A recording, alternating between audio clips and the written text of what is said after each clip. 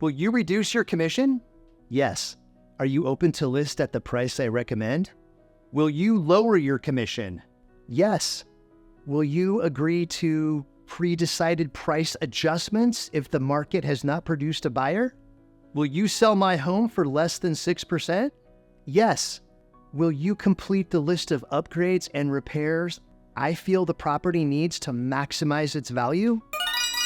When you get to the core of it, the services you offer are a business proposition, and there is always give and take and an exchange of value.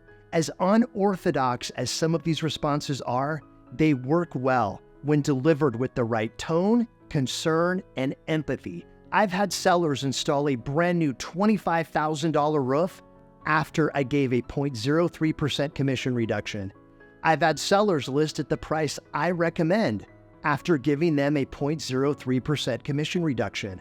I've had sellers reduce their price at predetermined intervals after I've given them a 0.03% commission reduction. So no, you should not discount your commission unless there's a corresponding exchange of value from the seller.